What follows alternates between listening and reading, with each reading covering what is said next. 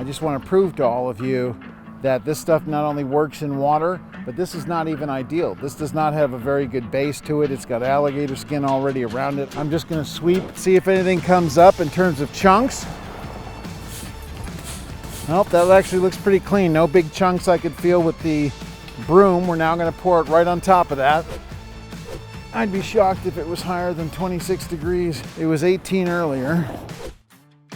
So that looks pretty solid, but this is showing you how workable this is. I'm applying no real force to this. I'm just tucking it in and it goes right in. And this isn't saw cut. This isn't babysat. I'm just backing up on this and just shoving it further into the ground with some secondary compaction.